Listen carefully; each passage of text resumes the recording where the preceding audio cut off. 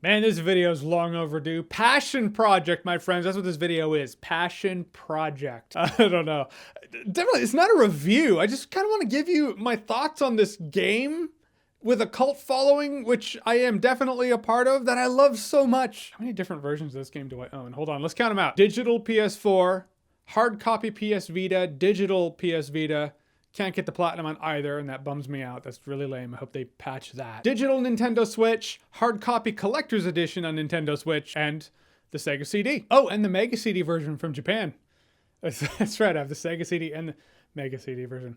It's different, and that is love, my friends. So yeah, I've referenced this video game in videos before. I just kind of want to give you my thoughts as to why I love Night Trap so much. And this isn't a history lesson on Night Trap. In the 25th anniversary edition that Limited Run Games released, there's actually a really fascinating behind the scenes making of, which is also on the YouTube channel My Life in Gaming. So I'll put a link below. Go check that out if you want. I guess they were the ones behind that documentary. They're one of my favorite channels on YouTube.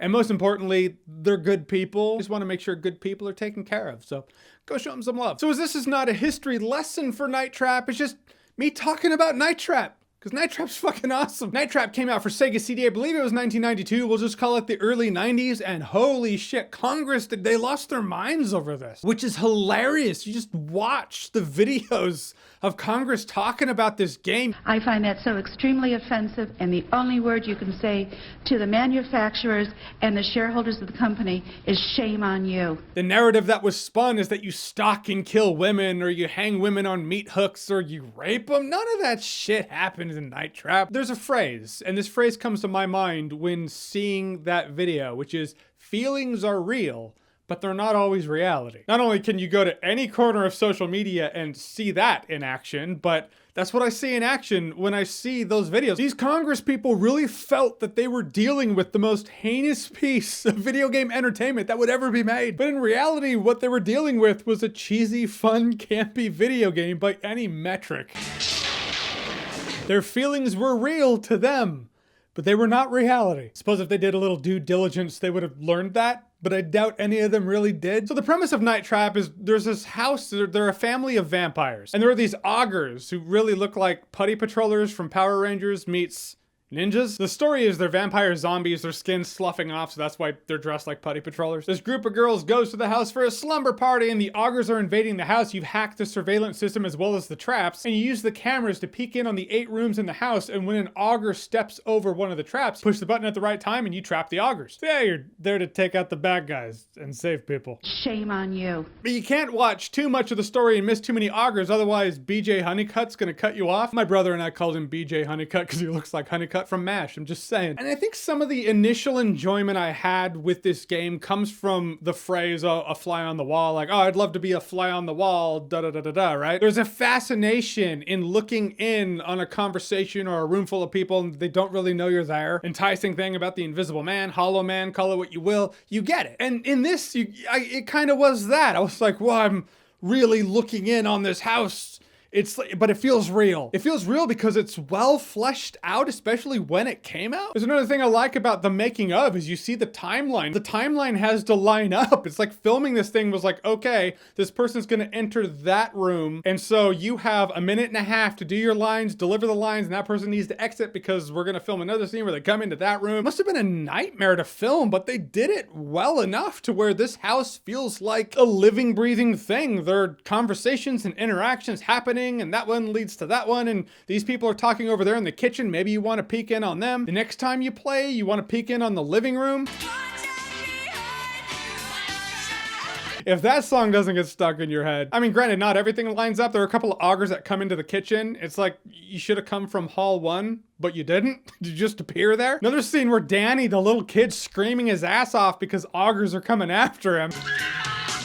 And everyone's talking in the other rooms, like, none of you hear that kid screaming bloody murder? No? Okay, that's fair. So there was a weird replay value for me with Night Trap because it's like, when I play, I'm looking for augurs, but maybe I want to peek in on this room. The next time, maybe I want to peek in on that room. Maybe I want to follow this person and their goings on. Or maybe I want to follow this other person. The point is, the game is not nearly as heinous as it was made out to be. Because when I first got Night Trap, I was like, ooh, I've heard about this. I feel like I'm gonna play a game that I'm not supposed to play. I feel like I'm breaking the rules. It was exciting. And I played it, I was like, I mean, when it comes to video games, maybe it's the most...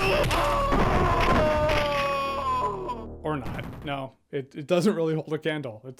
It's just not that violent. As seen as the re-release got a teen rating. The game that started the ESRB rating for games has a teen rating. It's ironic. Well, actually, it's not just Night Trap. When people talk about the rating system and where it started for games, people either talk about Night Trap or Mortal Kombat. In my recollection, it was both. Like, both just in tandem created this perfect storm for Congress people to just melt the fuck down. And I do profess that a rating system for video games, I think that is a good thing. It's a thing that needed to happen. And it probably needed to happen around when it happened. But looking back, Night Trap being the thing that sparked that conversation, well, that's strange. The game's obviously going for camp. Ew! Sadie, you're making a mess. That tastes like blood. Yeah, right. I mean, one of two possibilities is that they tried to make something scary and it was just cheesy, so now it's like, oh no, we totally meant for it to be cheesy. Yeah, the whole time, it was totally intended. Oh shit. Or they actually meant for it to be cheesy. I'm just saying there's one scene where augurs give high five. Obviously, it's not taking itself that seriously. The infamous scene is the scene where the auger's waiting in the shower for the girl, and that was a scene that was shown in Congress, and this is why this video game's horrendous. But for me, that scene's interesting because that actually elevates the auger consciousness. I mean, granted, they do use these sticks with collars at the end that go around the neck and drain blood in very PG-13 fashion. But nowhere else in this game does it show an auger lie in wait. That's the only time an auger lies in wait. So I'm like, okay, they're not just zombies with some tech. No, they have sentient consciousness and they can tactically plan. That's what that scene is to me. The best actor in Night Trap, granted, the bar's not that high. This game is overacted to shit. Tony, I don't understand. This is crazy. Don't be foolish, Kelly. They wouldn't stand in my way. Would you? We're not going for Oscars here, but I mean, come on, Victor's the best, right? Not just because of my favorite line he has. Woman's intuition again, huh? Victor, you monster. But of the youth, if we're just picking the youth, Jeff is probably the best actor. Maybe it's because he just naturally has his lines flowing because he probably knew what this was. He was probably like, I don't know, this isn't my big shot or anything. It was just, all right, let's get through it. All right, gotcha. I know. He just seemed the most natural to me. You know, every console generation or new technology has that first wave that's just, it's a showcase for the tech. And with Sega CD, it's like we can have video in video games. We can put the video elements in video games. Wow. Sewer Shark, Night Trap, Corpse Killer, let's bring it on. And that's what Night Trap kind of was, but in terms of those games, this was the most interesting to me. It was weirdly immersive, especially for its time. In the Sega CD version that I played, when the dude's giving you the lecture at the beginning, he holds up the controller. He's like, this is your controller. This is how you control the traps. I'm like, oh, he has the same controller I have. So you feel like the character you play is you sitting on your couch watching this house from your TV and you're actually trapping these augers. It was probably the most immersive game I had ever played at the time. Night Trap weirdly lives on. There's something endearing and charming about the cheesy campiness of this game, mixed with horror elements that are like, all right, is it horror? Is it a spoof of horror? All I know is I don't feel too weird the fact that this did get a 25th anniversary re-release and it sold out like a motherfucker, so I'm not the only one who loves this game. I thought I was for many years, I guess I'm not. But the re-release has much higher resolution video than I got on the Sega CD, because that video is wow. Yeah, it's rough. Not only does the re-release have higher resolution, you see more of the frame of the video, but also for the icons, you don't just have icons, you see the video down there in the icons. So you can see when an auger pops into a room, so you can just go down there and catch him, which I'm not gonna lie, that's a point of pride. It's all the more impressive that back in the day. I'm not fucking with you on this. Can't believe I'm gonna admit this, but I'm going to with pride. Back when I first played this game for the Sega CD in the early 90s, I mapped out on a piece of paper all the time codes and all the locations of all the augers in this entire game. There was no game FAQ, there were no trophies. I did it for me. That took a lot of playthroughs, which is why going through all the playthroughs to get the platinum in this game, that was nothing to me. I was like, what? I only have to play through a few times? I played through this game a lot more than that. I also could have gone for the sounds, like in the Sega CD version, when you miss an auger, it makes this sound. It goes, so you know, oh, I missed an auger. Where was that auger? Now it doesn't make a sound, so you don't get an audible notification that you missed an auger. No, it just Could have gone for that in the remake. Fact is, I just love this game, and sometimes I've seen it go on sale for about $5 or $6. Definitely worth getting for $5 or $6 just to play some weird piece of video game history. I don't know, there are games that I love that I recognize aren't technically perfect, but Night Trap in its own way is impressive for what it was back then. The vision that they had to make this weirdly immersive, interactive piece of horror parody, filming it all to line up and having the scenes that take place in multiple rooms all line up with the timeline is just respect. Especially now, seeing the interviews and hearing about the production, it's clear that they were just out to make something fun that entertained gamers, and they went to great lengths to make this video game as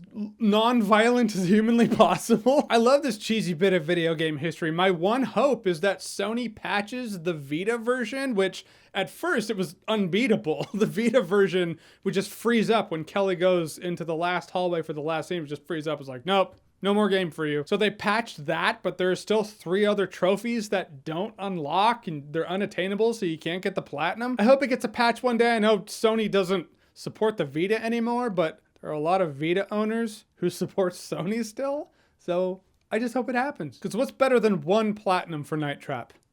2 platinums for Night Trap. That's right. It's good. It's bad. It's cheese. It's fun.